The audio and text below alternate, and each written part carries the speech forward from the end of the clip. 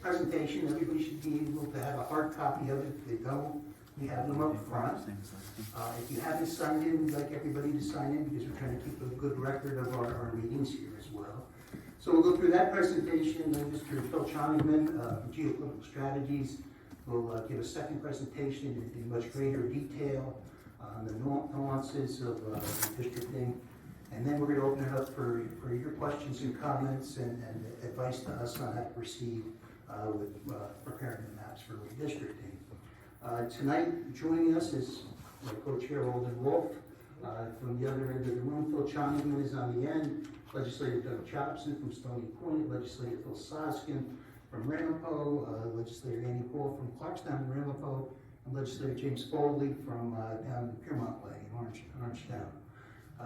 We have 11 members on this committee. Not everyone is here. Ron Hosty, the minority leader, is a member of this committee. He is on his way. He was trapped on the bridge. I told him I would let you know that he was anxious to get here, but trying to get here safely. So I guess we could start with the basics.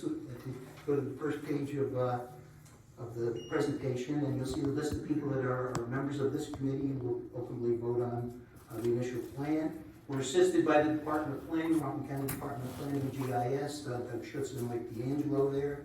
We're working closely with Kathy Piantanza and Patricia Giblin, the commissioners of the Board of Elections, because when the process is all done, they have to administer the election, make sure that these districts are aligned properly with the election districts in the different communities.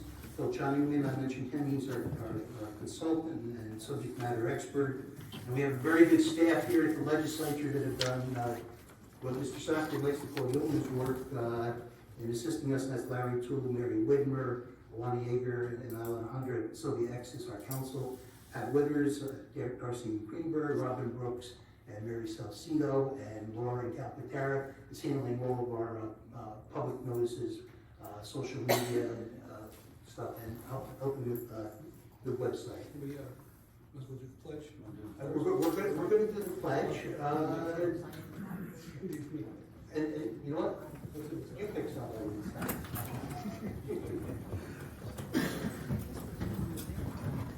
I pledge allegiance to the flag of the United States of America and to the republic for which it stands, one nation, under God, indivisible, with liberty and justice for all.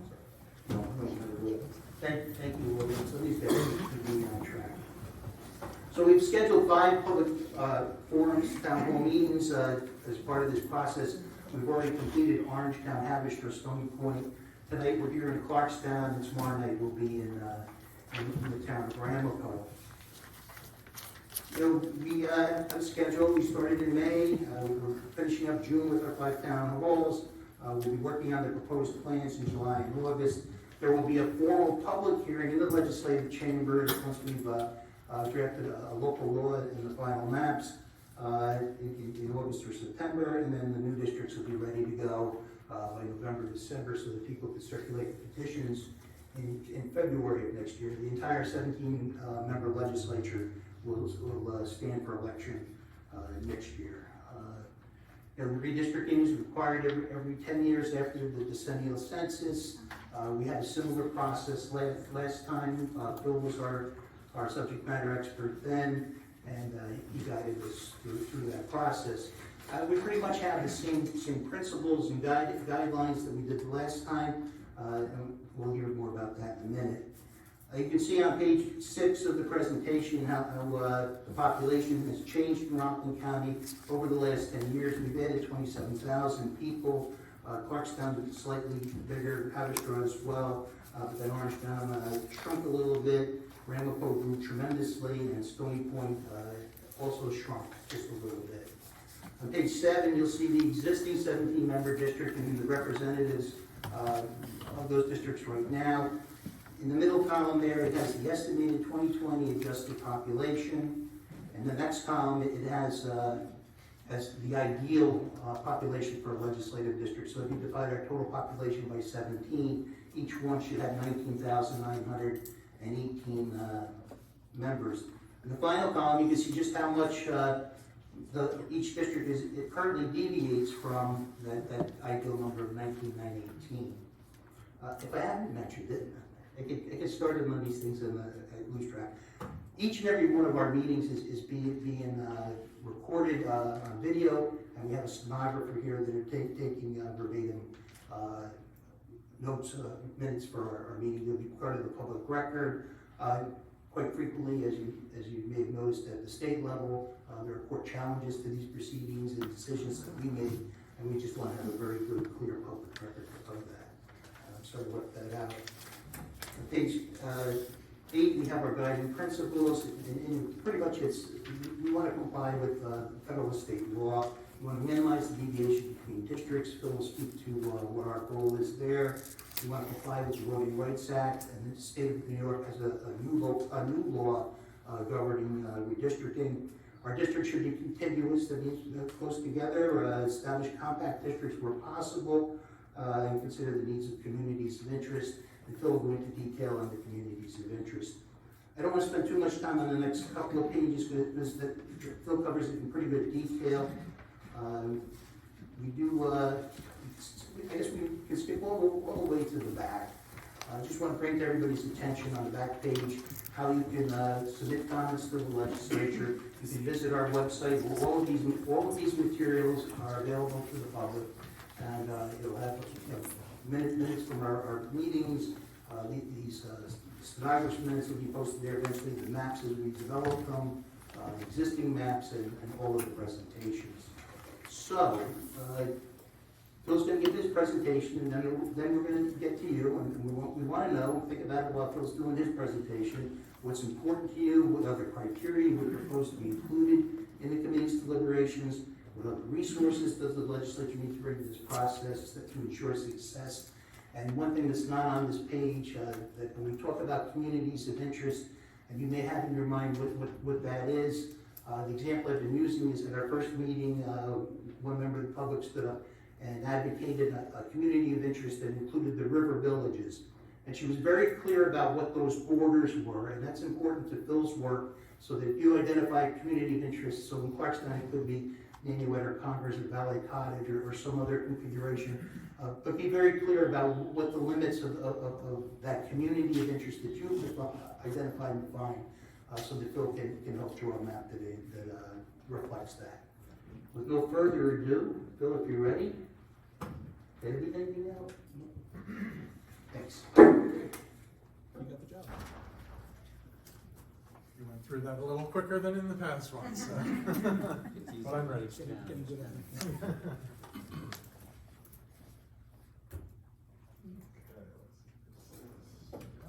Properly. Look at my face, modern technology. Want to take a light? Yeah, it might be. People see it, further back. Don't be shy, folks. You can move up. It actually would be better for you to be able to see the presentation much better. Testing. Yes, okay. Good afternoon, or good evening. This is still afternoon at this point because the sun is still out. I am 𝗖𝗂𝗯𝗹𝗶 with Geopolitical Strategies. I appreciate you being here to learn more about the redistricting process, and I hope to learn from you as to what you would like to see happen over the next few weeks as we go through the process of redrawing the county legislative boundaries.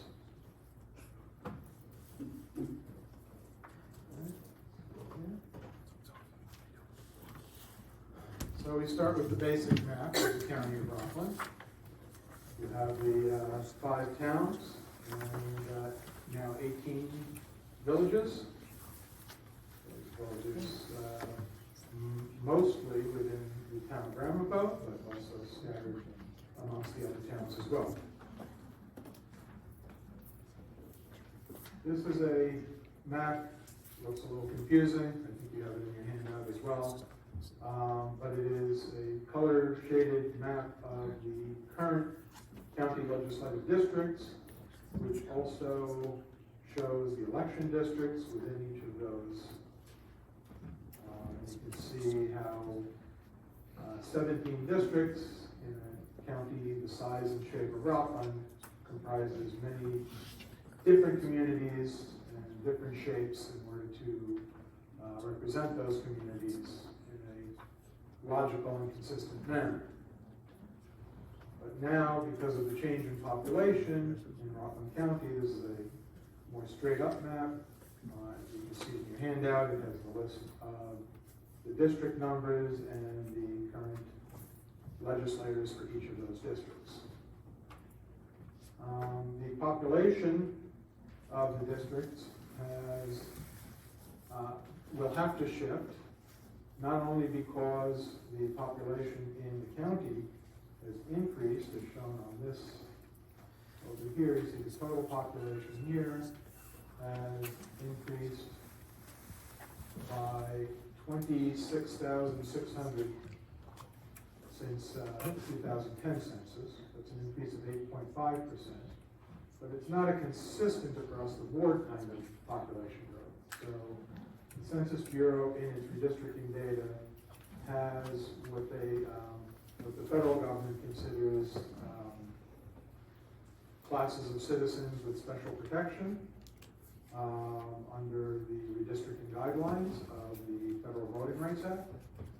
So you have increases in, for example, or decreases in population. So the top two are the white alone and black alone populations. You can see here in Rockland, those numbers actually decreased slightly, 5.9% and 4.1% respectively. So while there was overall population growth, it didn't come from those communities.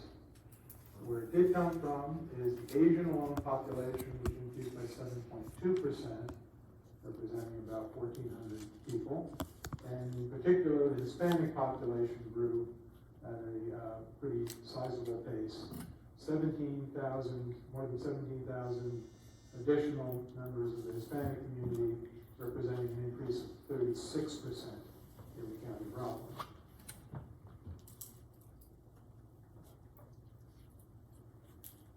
And this population growth or shrinkage, again, was not consistent geographically.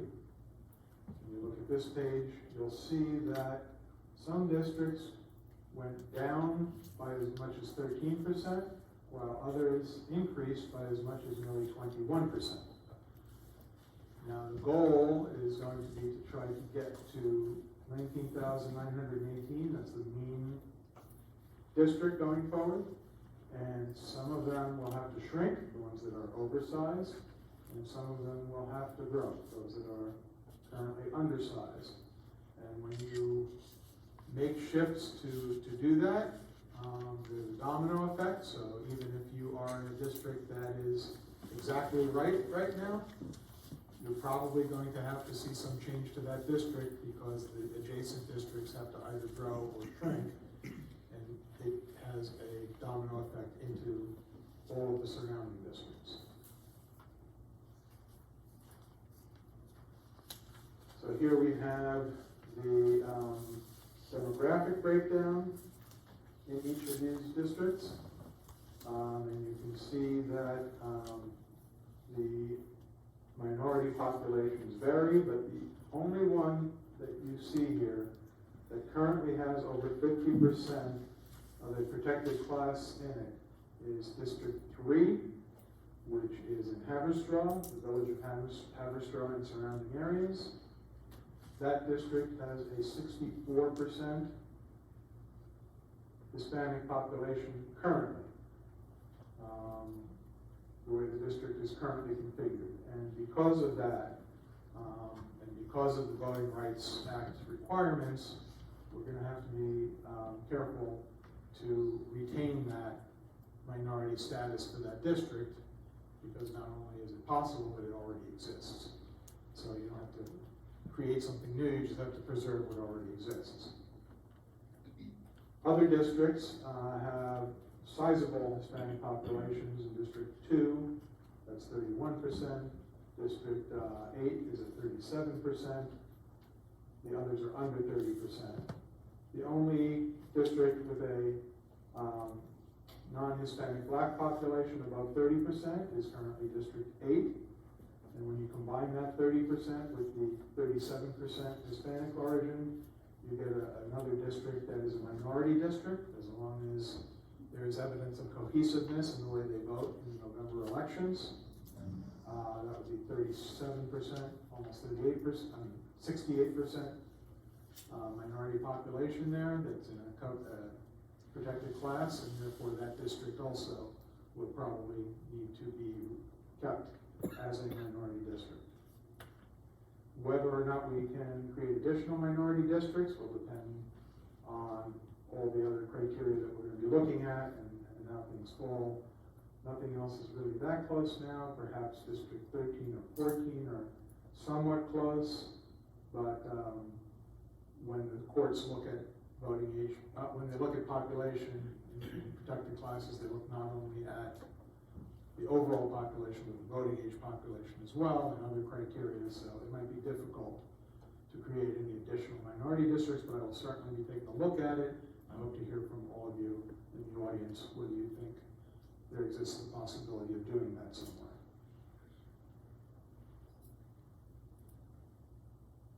So there's a new law that went into effect at the end of last year. The governor signed it in October of last year. It is a change to the municipal home rule law, which applies to counties such as Rockland, and it changes the set of criteria that are to be used in redistricting. So this process this time around is not going to be like it was 10 or 20 years ago, both of which I helped with here in Rockland. But it's going to be a different process this time because the laws have changed.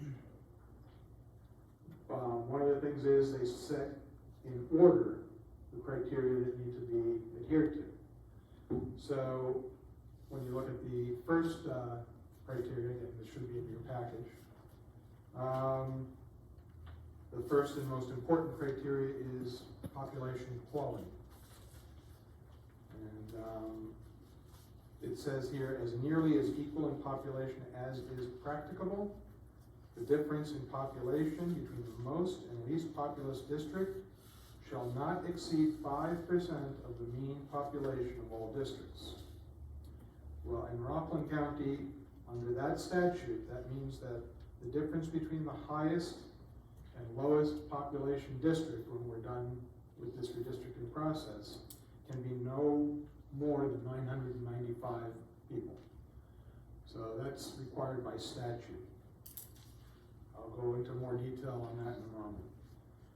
The next most important criteria is that districts shall not be drawn with the intent or result of denying or abridging the equal opportunity of racial or language minority groups to participate in the political process, or to diminish their ability to elect representatives of their choice. So that applies not only to what the federal requirements are, the Federal Voting Rights Act, but now we have this requirement as well in New York statute.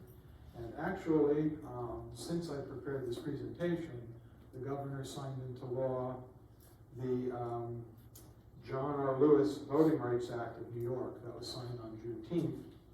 And I'm still in the process of parsing through that language to see what parts of it might apply here in Rockland. And with your assistance, and the county attorney's assistance, we'll look at that a little further, see if there's any applications here in Rockland. The third most important criteria is that it be of contiguous territory.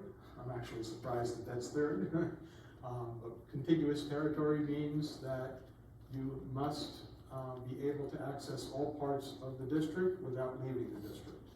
So if you're walking from one end of the district to the other, you should be able to do that in some way without 7 foot outside of the district. Or both, if there's a waterway.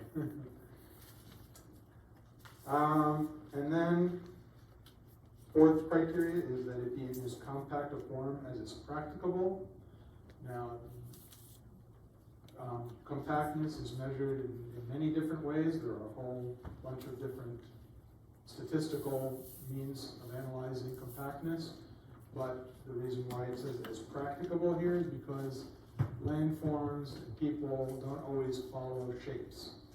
As you know, in a village like Spring Valley, it's got kind of a spider's web kind of look to it, a little all over the place. And if we're trying to keep entities like villages intact or other types of communities intact, the communities that follow, as was said before, along the Hudson River, or communities that follow along the highway on one side or the other, whatever is determined to be a community of interest, which is the next criteria, will impact how compact the districts can or should be. So the next set of criteria is it shall not be drawn to discourage competition or for the purpose of favoring or disfavoring incumbents or other particular candidates or political parties. So you can rest assured, as I'm going through this process, that I am taking a look at these other criteria and not looking at the legislative incumbents in terms of where they are within these districts. I will be seeking their input because of these following issues of criteria. So the maintenance of cores of existing districts is listed here. Well, so that means trying to keep the existing districts as much intact as possible. That's one of the criteria that is permissible here.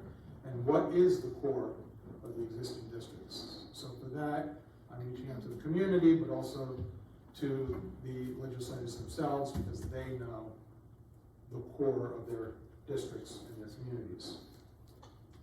Also, we need to consider pre-existing political subdivisions, including cities, villages, towns, and communities of interest. So here we get into, again, what I need to hear from you, why we're doing this input session, is to find out what these communities of interest are that are important here in Rockland. And to the extent possible, this is something new and tricky with respect to Rockland. Because Rockland has so many villages, it says here, no villages, cities, or towns, except those having more than 40% of a full ratio for each district, shall be divided. Again, to the extent practicable. So it is possible to divide a village that's less than 40%, but there has to be a good reason for doing so. And in Rockland, from what I've looked at so far, there are good reasons why that might need to happen, because so many of these villages are adjacent to one another, and when you start combining them, you end up with too much population, and a division is more likely than not to happen, but we'll have to try and avoid that as much as we can. And districts shall be formed so as to promote the orderly and efficient administration of elections. Well, that's done in order to make sure that there's an efficiency in the work of the Board of Elections to implement these new lines, so that we minimize the disruption of election districts to the extent possible, because voters are accustomed to being in a certain election district, voting in a certain place. We try to minimize that disruption.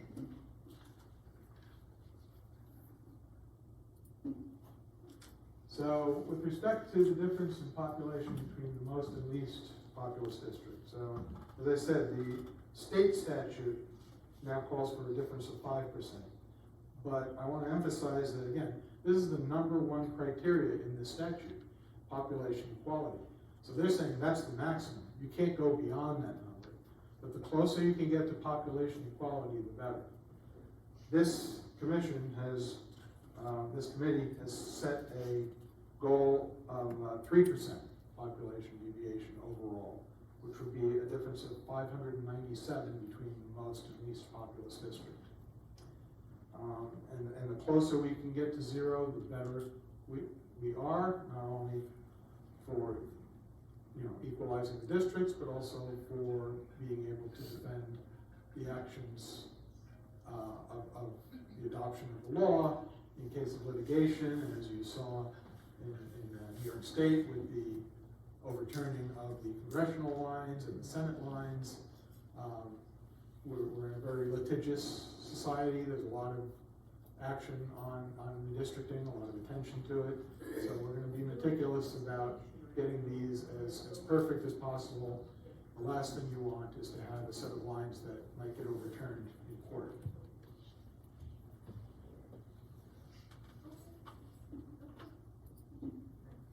Then we have the building blocks and the maintenance of the cores of existing districts.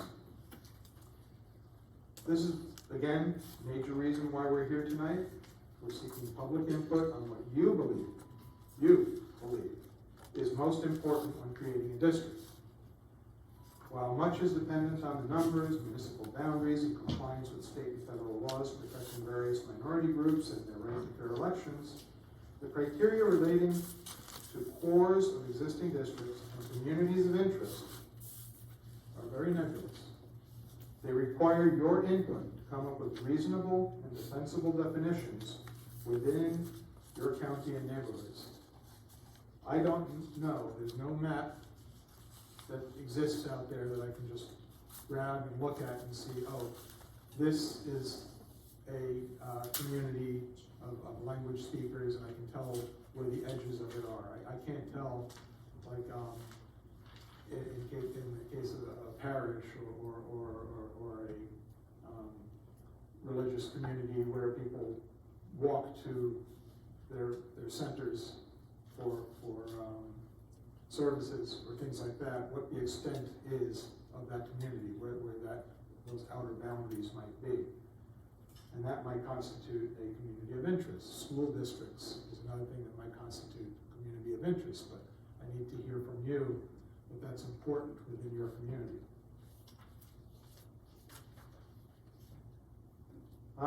We have the new wrinkle, which is the villages.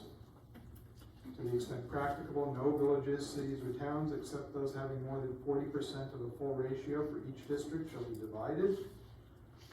As I said, Rockland has 18 villages, but 11 of those fall under that 40% number. That 40% number being 7,967. So any village that's smaller than that, we need to make every possible attempt to keep together. The smaller the community, the more likely it will be that we will make the biggest effort to keep it intact.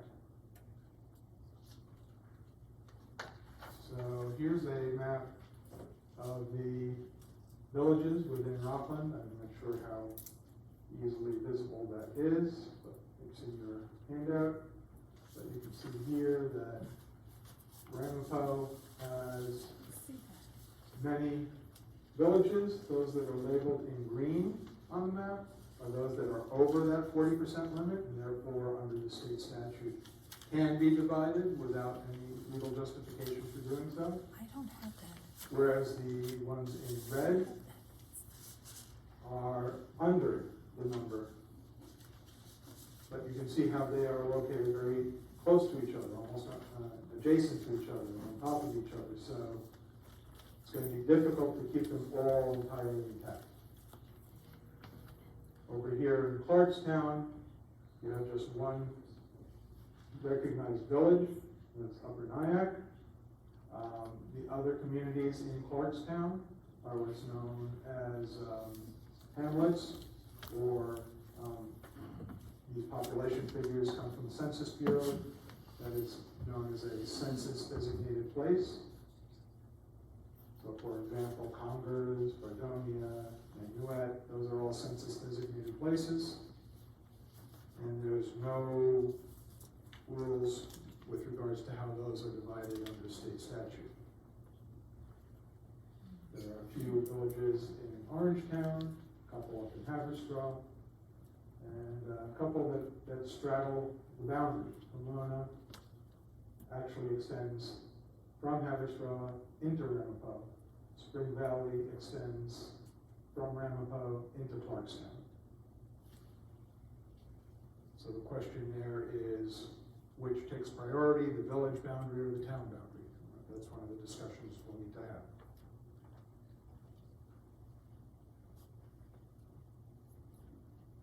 On the next map, I show the same information, but with the current legislative lines overlaying. And you'll see how complicated things get, which villages are divided, there's a number of them that are, and how things are currently configured.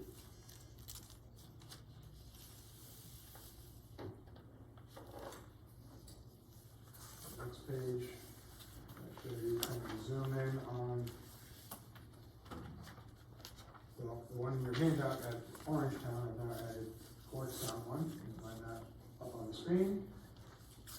And zoom in here. So you can see here how the lines are starting from the southwest corner of Clarkstown, which is in a district that's shared with both Orangetown and 𝗬𝗂𝗪, which includes parts of 3 different towns. You have District 17 that extends north from Orangetown into a portion of Clarkstown. The village of 𝗖𝗂𝗪𝗏, which is actually in Orangetown, that it extends, that is added to districts that are in Clarkstown, and you have a number of other districts at the north end of the town, and then the area around Spring Valley and Chestnut Ridge and Hillcrest that extend into Clarkstown as well. At the time, that made the most sense given the population, but now with this shifting of population in the county,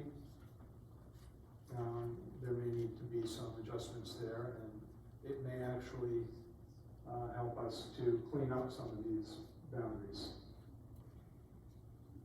It's a terrible map. So,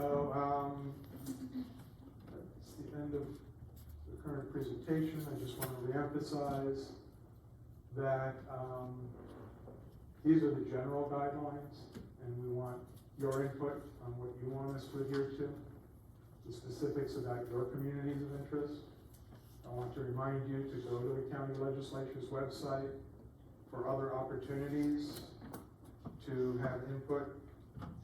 You'll be able to see these presentations, you'll be able to see the work as it goes on, but it's also a place where you can engage in the process to communicate your thoughts, including any maps you wish to share with us. Again, maps are what this all boils down to.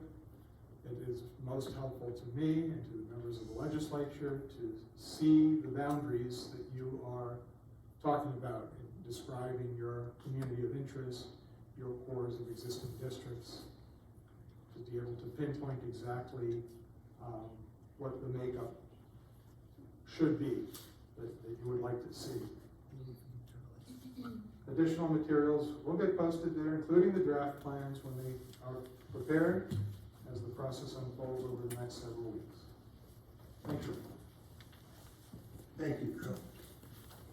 Mary's going to turn the lights on so I can see. Well, as some of you can tell, it's a little wonky, but we're okay with that. Get down in the weeds and we'll get this all sorted out. Since Bill began his presentation, we've been joined by legislators Tony Earl, John McGowan, and Ron Hofstein. All three have heard me speak, and Jay Hood, Chairman Jay Hood has joined us as well. No room. They've all heard me speak about the legislators' presentation. They've heard Phil speak about his several times already. Most importantly, they're here to hear from you. So we welcome them to the party here. I guess we go right to the list of people that are here to speak. Just a couple of things. I think it's important to note that, especially since we're here in Clarkstown tonight, that people in the general public and the community that may not be as familiar with some of the terms that are used in this process, think of themselves as a town or village when in fact they're a hamlet. And in Clarkstown has many hamlets: Valley Cottage, Concord, West Nyack, Nanuet, New City, etc. They're not villages. They don't rise to the same level of legal status for this process as towns, villages, and cities do, and I think that's important to note. They are communities of interest, and they're often well-defined by the boundaries of the coastal district that is associated with many of those communities. I think in respect to New City, there are a lot of New City residents that think of themselves as being part of a village or a town, a municipality, when in fact they're part of a hamlet. And New City is somewhere between 35,000 and 40,000 residents that are served by that coastal district. Clearly, that can't be one legislative district. Nanuet, the same thing, is somewhere between 25 and 29,000 people live in the Nanuet coastal. That can't be one legislative district. So they will have to be split in some way or another. Now, Phil mentioned that very last priority that the state had about not splitting up villages that are less than 40% of the ideal district. And we're gonna work on that, but he said practical, it's what's feasible. I don't think New York State contemplated Rockland County when they put that in the law, because we have so many villages for such a small geographic area. So it's going to be a little tough, and they're mostly associated with the town of 𝗬𝗂𝗯𝗹𝗶𝗰. We did lose one village since we did this the last time. The village of South Nyack is no longer a municipal subdivision, although it is a community of interest for sure.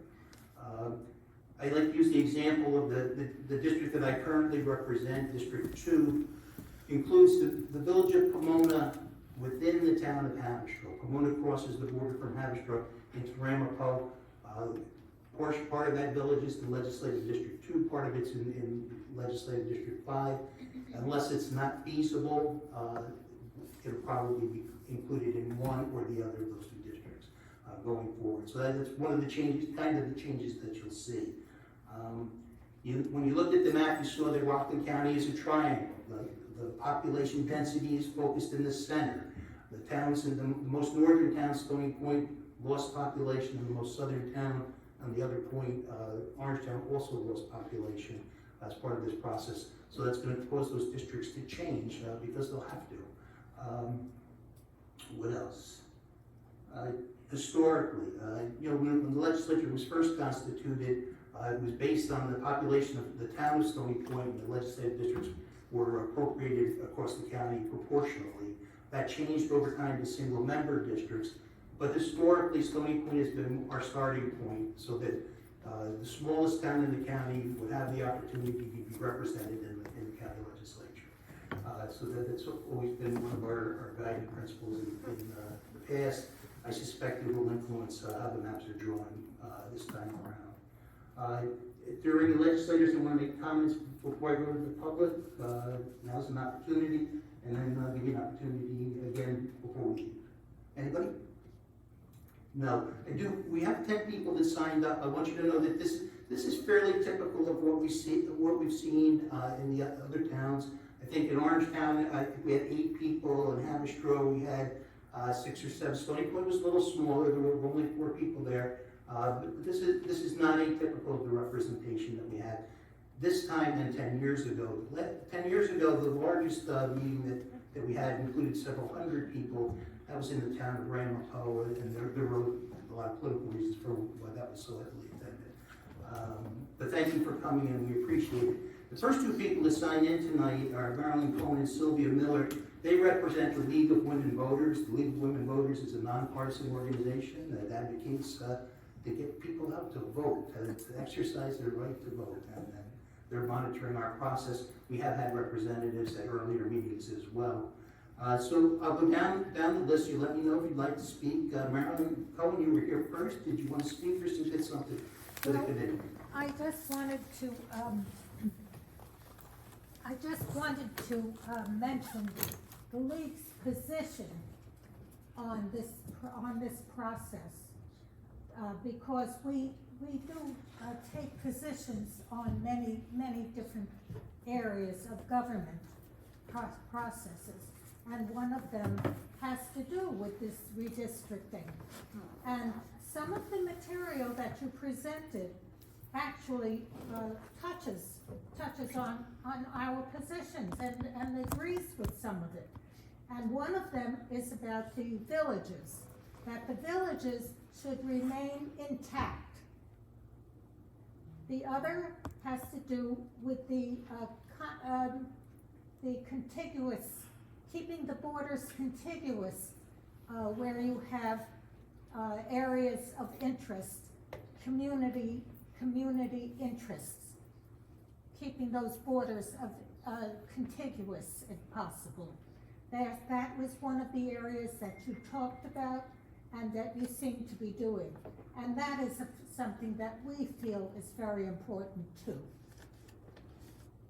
So those are the 2 points that we really think are important in this particular situation. Thank you, and they're important to us as well. Thank you for coming. Sylvia Miller, did you want to speak? No. Okay. Lauren Wall. I have one question. Sure. When does all of this have to be finished? How long is this going to take, do you think, approximately? When will it be finished? Well, we do have a timeline that's in the presentation. I did mention earlier that all 17 seats in the legislature are up for election next year. You remember that it was it 2 years ago now? 2 years ago, they changed the primaries from September to June to consolidate them with congressional primaries, et cetera, although that got kind of out of whack this time around. And so instead of circulating petitions in June and July for a primary in September, petitions are now circulated at the end of February and March for a June primary. So the process gets started much earlier than it did the last time we did the redistricting. So we hope to be done, have our public hearing, and adopt the local law by September, early October at the latest. And then the Board of Elections will have ample time to take that information, work with GIS, so that they have the election districts associated with the proper legislative districts, and they can coordinate the election beginning next year. Okay. I also have Christopher Kenny. Christopher, did you want to speak? No, thank you. 𝗖𝗂𝗯𝗶𝗰 𝗙𝗂𝗺? No. Nicholas, thank you for coming though. Monica Ferguson. Yes, my question is for Phil, right? You mentioned voting cohesiveness in the November election.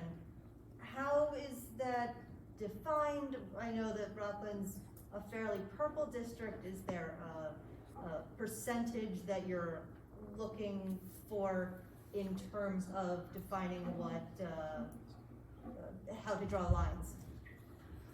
Well, generally how that process takes place is when we're looking at protected classes of minorities for Voting Rights Act compliance. You look at past performance in election districts that have a high concentration of those minority voters, and you look to see whether the outcomes in those elections, when they have candidates of color running, whether the Hispanic districts coincide with the African American districts or the Asian American districts, whether they have a similar voting pattern. Where they do have a similar voting pattern, the history has been that you can combine them into one district and call that a minority district. Where they don't have that shared set of outcomes, you cannot combine them and call it a minority district. Does that make sense? Yes, sir. Thank you. Any other questions?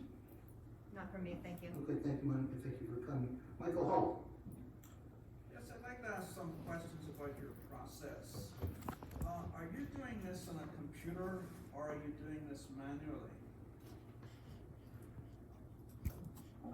Well, back in 1980, the first time I did this, believe it or not, I did it with a big set of sheets on the floor and crayons to mark out the lines.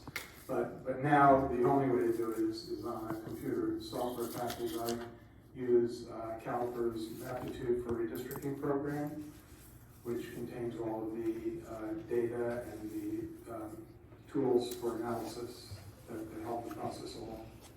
So could you go a little bit further? You set up this program that will draw 17 districts, and of course those district lines are restricted by the plus and minus percentages you must have in each district, correct? There's nothing automatic about the process. I mean, you can't just push a button and it draws 17 districts of equal size, because of all these different criteria that have to be followed. So generally speaking, for myself, I'll start with the existing districts because even as it says in the state statute, the core of existing districts is relevant. And we generally, all people operating in redistricting that I'm aware of will start with what exists today. You want to be as minimally disruptive as possible. This time around in Rockland, there's going to be a fair amount of disruption because of the big shifts in population between the different towns and between the different districts. But that would be the starting point, and then I wait to hear from all the members of the community as to what they define as their communities of interest and try to build from there. But I would argue the other way. Why would you not start with a blank slate and not worry about the present districts? And draw your 17 districts that meet the criteria of population. Then you can look at, say, a district in Clarkstown and say there's a group of interest there. There's a village in Clarkstown, for example. Is that lying in one of your districts? You have criteria, some of which are mandated and some of which are much more flexible. So obviously you have to meet the mandated ones first, correct? And I'm wondering, in the process of the computer system that you're using to draw these maps, do you have that capability to do that? Well, you need a starting point. So you could start with a blank slate, but history is important to a community. The role of the person drawing the lines is not to take away their representatives. You have to consider the communities that they've been a part of in their past voting. There's a set of 17 elected legislators. People that they represent have come to expect certain, have come to work together towards certain things in a lot of instances. That's why we look at cores of existing districts to see where those communities have worked together to achieve common goals. So it's a matter of where you want to start from, and because it does speak to cores of existing district, that's as good a place as any because that map exists. You're not starting with nothing. Otherwise, you could draw a map hundreds of different ways just to get the population right.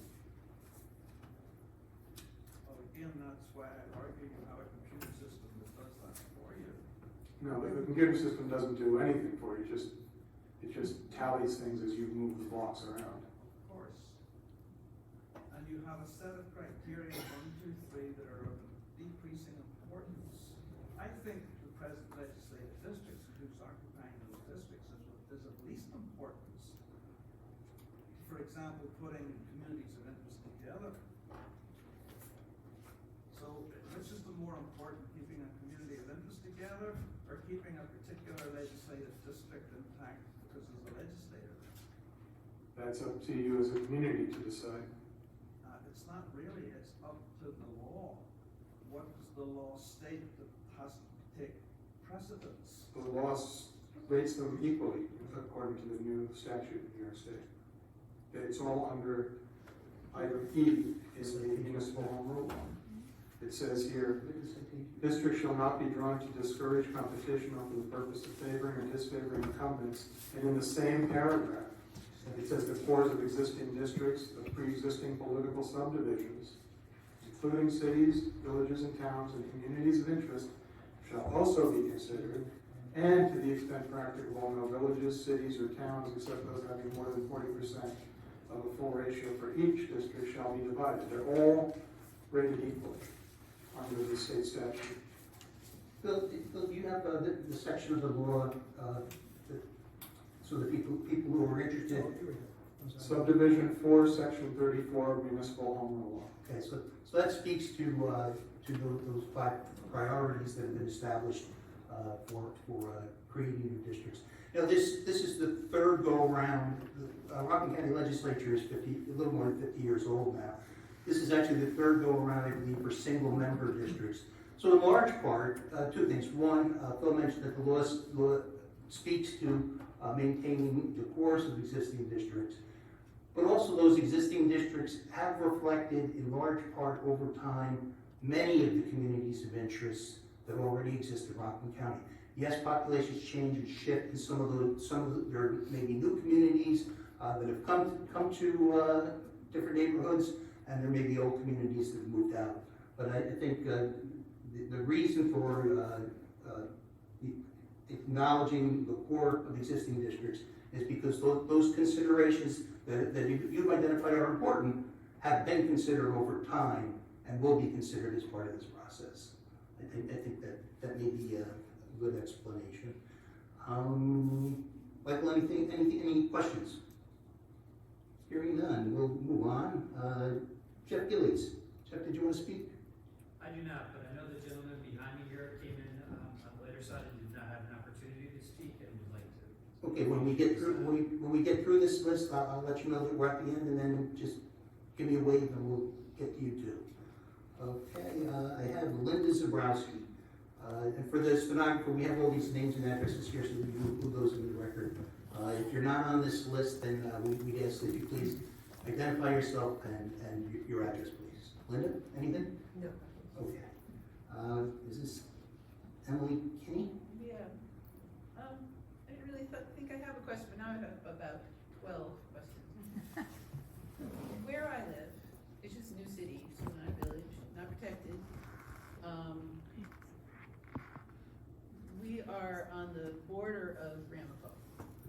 So I have I'm the District 68 Democratic Committee person. So I walk around and I talk to people and everything. We have people who pay taxes in Ramapo whose children go to Clarkstown schools. We have people who have a New City zip code, but they live in Ramapo. And so it's kind of permeable, and that's cool. But what I learned from walking the district is we are incredibly diverse now, which is wonderful. From house to house, totally different people, different backgrounds, raising their families. It's very cool. But we have no protection as a community of interest. We have no protection as a village. So we're kind of, one of the wonderful things about the area is that there's a lot of open land that was fought for very hard. So there's no people on that land. So the population is not very large, but it has a very distinct feel to it, and a community of interest is basically people who want to keep safe, open, ecologically sound place to live. But we're not represented. I would say that yes, you make a good point about the distinction between being a municipal jurisdiction and the protections that are provided to that. And I think that was what my comment about the hamlets in Clarkstown. People think of them as villages, but they're not, so they don't enjoy that legal distinction. But I think Clarkstown also is notable for having civic associations from one end of the town to the other. And they're often identified by corridors, Little Tour, or what is it? It's West Nyack. But anyway, they kind of identified for themselves what those boundaries are and what their common interests are, and that certainly can be considered a community of interest. And just when you identify it, again, the borders are important, and then if you expound on why you think it is a community. It has the same environmental interests. It has the same elementary school in the neighborhood. Those kinds of things, because the district, it doesn't have to be that big. It just has to be something that you can identify clearly and the reasons why you think they're included. And so, say I established a community of interest in northwest West New City and walked around the neighborhood and got everybody to sign a petition or something, how would we? No, that's not necessary. How would we establish That's that not we are necessary. committed? You're here, you're advocating for them. Just try to think in terms of how you can, as clearly as possible, identify what that community is. There has to be some bounds for all of these. Election districts, Phil, that certainly would be something you could work with, right? Existing election districts. We just did one road last summer as a fundraiser kind of thing. It's 4 election districts. I would say send us an One email. road. Send us an email with the contact information, everything's on the website, there's information in the handout here. Let us know what streets constitute your neighborhood. And for your own benefit, there's also the Google Rockland. Map shot, like an overhead screenshot of the actual neighborhood that we can pass on to our consultant, let them know. It's been very divvied up politically, but I don't think that when I talk to people, when I walk around, there is a community of interest there, but it's elusive in terms of how things have been divided up. The Rockland County Planning Department has some pretty good online resources too in terms of maps of existing, defining kinds of areas like election districts, like villages, towns, school districts, those kinds of things. There will be a process in which we can approach. On the back page of the presentation that we handed out, there are several different ways of contacting the legislature. Certainly email is one of them. Drop it off at the door if you take it up. Draw a map. Just leave it for us to get the committee will distribute it. We'll take it under consideration. Great, thank you very much. You're welcome. Then I have Karen Martin. Karen, did you want to speak? No questions. Okay, thank you. Michael Carey. A couple of questions, and I guess a statement as well. So, just by using election districts alone, we were to put this into a computer, by the way. And I'm not an expert, certainly, in this matter, but I do work in computers and development and so on and so forth. And I would argue that if you can set a set of criteria, like is outlined here, and put it into the computer, it can, in fact, help a lot more than it seems like it's being used right now. So that's a little bit of a disappointment. So I think the computer software that Mr. Chonigman uses is fairly sophisticated and includes all of the demographic data that's currently available from the United States Census Department, which helps you with those legal requirements from the Voting Rights Act in New York State. Phil, you want to elaborate a little bit? Yeah, to my knowledge, there is no facility with this software to just tell it to create a district based on a specific set of building blocks. There is some software that's been created that can do that, but even the ones that I've seen that are publicly available, that people have been doing work with over the last couple of years, like age redistricting and things like that, require human input. Defining boundaries, it's a very complicated set of criteria for a software package to handle. In terms of the demographic data and the census data, we have exactly what was reported by the Census Bureau, and you'll see that I refer to adjusted population because New York State law requires that population be adjusted for incarcerated individuals, that they be reassigned to their homes before they were incarcerated for the purpose of counting for redistricting. And those numbers are produced by the state and made available to all of the counties and municipalities for use in local redistricting. And those are the numbers that I am using, and it is a part of this software package. right, so it sounds like you're agreeing with me that you're not using that set of criteria. There are softwares that, in fact, you can input those criteria on a local basis and have it work it out. You're just not using that software. So I said there may be. I'm not aware of which ones there are. There are. I mean, that's where I come from in terms of computers. So that's a little disappointing. that you're not using that. When we take that same model and we use the numbers that are now, and we look at the numbers that were in the past, the maps don't get drawn up like that. So, I guess my question is, were you involved in the prior drawing of list of districts? Yes, I was. Okay, that's a little bit of a disappointment, because I can tell you right now, the computer models and the way they're drawn up, and if you put any criteria, just basic election district and village or hamlets, you can, I'm not gonna say it's easy, but you can virtually have every single village not divided. And I come from Nanuet, which is very divided, and I'm part of the Nanuet Civic Association, and every single civic association, when we've had a legislator, like some of them here, have come up, and Legislator 𝗂𝗧𝗏, who I don't see here, we have voiced that we are very, very disappointed in the way we're drawn from the past. And my last statement is, I just want to interrupt for 1 second. If you have a proposed map that you have come up with, yes, you're welcome to submit it. great, that's why we'll do that. That's what we're here for. Yeah, we want the input from the public. Okay, so we use those, I just wanna make sure I'm using it the right way. We use the numbers, the current numbers for the election districts, and we didn't divide any election districts. So that's how our map is gonna reflect. Okay. So we'll submit that. I don't know if you were here at the beginning of the presentation, but one of the things I did mention was about people's identification with hamlets that are not villages. And I mentioned that, again, New City is somewhere between 35,000 and 40,000 postal residents, and Nanuet is somewhere between 25 and 30, 23 and 30 postal.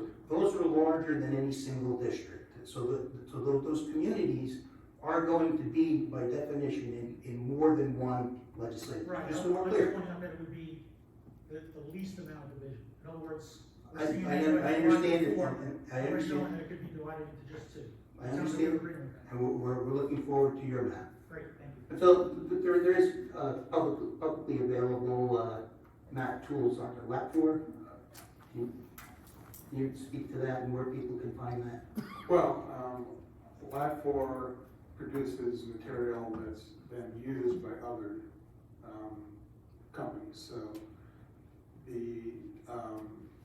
as I was saying, with the incarcerated individuals being geolocated back to their home communities, that's a product of 𝗏𝗏𝗏 that's then incorporated into software like CalPERS Magnitude or 𝗖cie𝗺𝗺𝗏𝗁 redistricting package. They will take that data. I think Dave's Redistricting has grabbed that data as well. I mean, so it's data that's put out by 𝗏𝗏𝗏. They don't have tools. They don't have They provide the information that those tools then can the use. underlying. One question, how many current sitting legislators were in their same seats back when these were redrawn in the first Let me place? see if I can do that off the top of my head. I certainly was. Legislator Cornell is our senior legislator now. Legislator Soskin, I think it's about half. Legislator Jobson. Okay, so we are starting with almost a clean slate. Right now, it was about half, and the current configuration of the Rockland County Legislature are 9 Democrats. I think, correct me if I'm wrong, 7 Republicans and 1 who identifies as an independent. Is that correct? Okay, so that's how we're currently configured. He is a Republican. He's a registered Republican who identifies as an So it's independent. 9 and 8 right now. 9 to 8. So that's the current configuration. And I would suggest one of the last thing is, I would suggest that you run a model starting with a clean slate and see how things fall, because you're reading the bylines a little bit differently than I and others are, in that you're considering the current legislative districts, and I don't think that's the way it reads. I think the way it reads is to look at the borders for the towns, the borders for the election districts, and so on and so forth, and not the current borders of the current legislative districts, which were arrived at depending on somebody's thinking in some political manner that many people think it shouldn't have been. So, Your comments are noted and on the record. The last one I have signed up here is Michael Graziano. Michael, did you want to speak? No, I don't want to speak. Okay, thank you very much. That's all I have signed up. Is there anyone else? Wave your hand. Okay. Thank you so much for coming. I'm going to give all the legislators an opportunity, if anybody wants to speak. We'll start down in the end with Lon and work our way up this way. Thank you. I know there's a great deal of concern, and I can assure you that we're hoping that this can be done in a fair presentation, that we don't have to go through what the federal government did with Congress and find that our congressman is now running in Manhattan, and the person that's running in this district was in another district. We truly want to try to avoid a lot of upheaval. And I can assure you that we have gotten a lot better in the legislature, and I think there will be a bipartisan effort to try to have a equitable and a fair map drawn up. And if not, then we'll argue a little bit, but that's nothing new. Tony, anything? No, I'm good. Dougie? I'm good. Bill?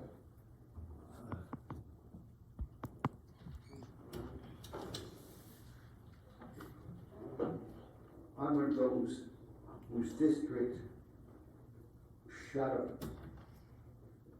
Our population in my district went up about 20%.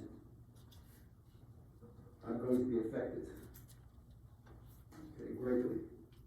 I'm going to lose a lot of people, but I'm sure that when we take everything into consideration, and I hope that's the case, everybody will be happy, because we're here to serve you.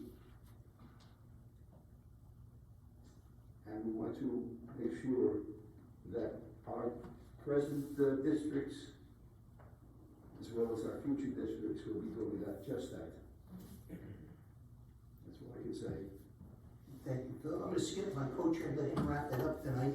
I will go to Paul. I just want to say a couple of sentences, yes. Actually, I represent Clarkstown, a part of Islam, of course. But my District 14 is on the new,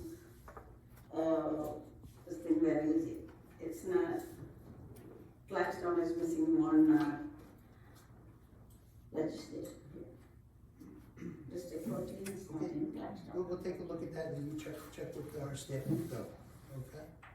Okay, so my district will change. And of course it is because of the population change, but I think it's a good suggestion on this, but my district, I'm worried about that. My totally changed my district. District 14. James Foley. Yes, I'm not on this committee. I was, that's not by choice. I'm not complaining. There's letting people know I'm not on the committee, but I'm here. Because I obviously can consider the process important. I definitely note the feelings or sentiment that we really should start from zero, or in regards to the map in terms of the favoring or disfavoring incumbents or challengers. I just want to say that, you know, my opinion on this is that the demographic changes are so strong. Like if you note, my area, Bardstown, has lost 13%, while legislator Soskin noted his gained 20%. Legislator Wolf's gained almost 20%. Mr. Yeager, who's on here, he had 10%. So I do think that the deck is going to be reshuffled quite a bit just based on the math, making that all work. But obviously, I'll keep an eye on things, and I understand your opinion that we don't really need inside baseball type of stuff to favor or disfavor anyone. But again, I think the demographics are going to really just have us come out with a very different map, regardless of what anyone might want to do. Just basically all those things that are the communities of interest and the size of villages and what you can divide, what you can't divide, and hamlets. And there's lawsuits if you do this to sloppy, and obviously we saw the consequence of that, and we don't need that chaos. But your comments are noted. Thanks. John? Thank you. So I'm in District 15. I'm in my first term. And District 15 encompasses within Clarkstown about half of the hamlet of Nanuet, and also a little portion of West Nyack. But you know, to Mr. Carrick's points in the back, when I ran, I spoke to a lot of folks in Nanuet. And Nanuet is extremely, the folks who live in Nanuet are extremely civically minded and involved and care about their representation. I know Nanuet is basically about 5.4 square miles. It's been whacked up into, I don't know, 3 or 4 districts. It sits in 3 or 4 legislative districts. So Nanuet's a priority for me. I don't live in Nanuet, but I live on the border of Nanuet and Pearl River. And I care a lot about what everyone in Nanuet has to say. So I hear you, and I'm going to advocate for Nanuet, and that is absolutely a community of interest. So I'm going to do everything I can to make sure that this process is complete and is fair and gives everyone in the county a fair chance at representation and is heard. So I hear you, and I look forward to working with everyone, my colleagues on this committee and in the legislature, as well as hearing further from members within my district and throughout the county. So thank you very much for attending and your comments tonight. Co-Chair Wolf. Wait. Oh. What do you think, you're special? No, Chairman Jacob. just quickly, as chairman this year, my plate is very full, so I just wanted to thank Michael and Alden for taking this on and co-chairing this committee. It's a very important job, and I thank you for taking it on. That's it. No. Thank you, Michael, for leading us through this effort today. I want to make just one point, and then kind of just a wrap-up reminder. You may hear us talk about our districts. When we say that, we're not saying it with a sense of ownership. We're saying it from the sense of the area that we currently represent. The reality is that nobody has an ownership interest in any district, be it the way the lines are drawn now or the way the lines are going to be drawn for next year's election. There's going to be a new legislature that's elected next year. Some may be contested, some may not be contested. Some of the incumbents may run, some may not run. It's going to be whatever it is at that point. So I just want to make sure that you guys understand, when we talk about our district, there's no sense of ownership or entitlement. We're talking about the district that we currently represent and the people that live in it. And with that, the final forum is going to be tomorrow night at Rampo Town Hall. As was the case with all of these forums, you don't have to live in the particular town to attend. We certainly encourage everyone who might be interested in sharing what your thoughts are to come to that forum. But again, based on the comments tonight, you're absolutely welcome to send us maps, screenshots, crayon drawings, whatever it is that you feel communicates the point that you're trying to make. And if that's a full-blown map with district boundaries, that's great. What would be helpful with that is also the data. So just sending us a map with 17 districts is not enough without the data, because that way we can understand the points that you're making. You cannot just put a grid over Rockland County and whack it up 17 ways. It's all data-driven and demographic-driven and in compliance with all legal requirements. But we want you to give us your input. That's why we're doing this. So with that, we appreciate you all being here, and have a great night. Thank you. Enjoy the fourth. Thank you. You win the award for the greatest attendance of the town hall forum.